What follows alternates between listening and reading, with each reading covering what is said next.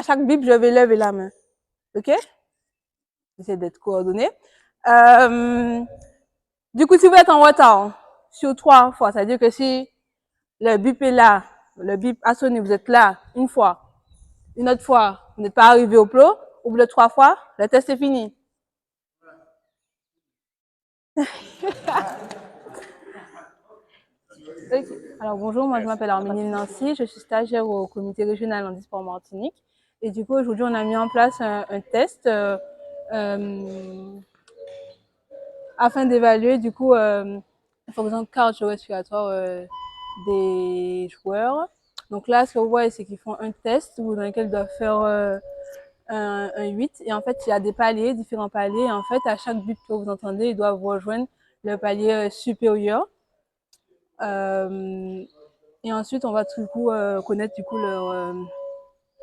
leur VMA et ça va nous permettre du coup d'améliorer, du coup d'adapter nos entraînements à ce qu'on leur propose.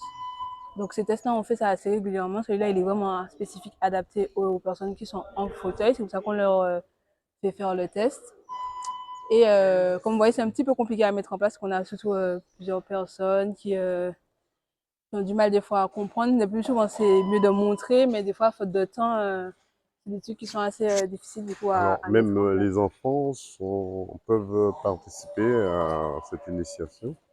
Alors, oui, là, on a principalement des jeunes adultes, mais c'est vrai qu'on peut adapter cette pratique pour des jeunes enfants. Ce sera peut-être plus ludique, on fera peut-être pas les mêmes tests qu'on va adapter par rapport au temps, mais on peut adapter aux enfants.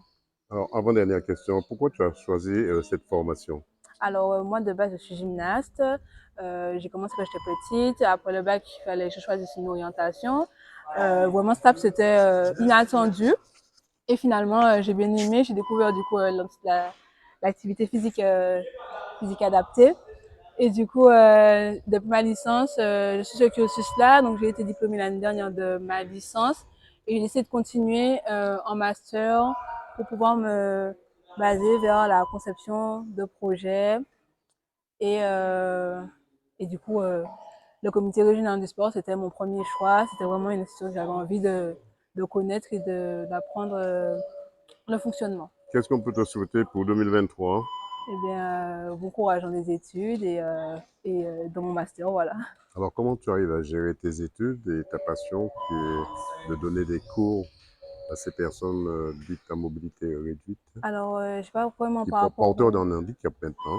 D'accord. Alors, par rapport au master, on n'a pas forcément la chance d'encadrer beaucoup, mais du coup, le comité m'offre du coup cette opportunité-là d'encadrer. Depuis que je suis arrivée, j'ai fait beaucoup d'encadrement. Et puis, c'est aussi mon métier de tous les jours en rapport avec mes études.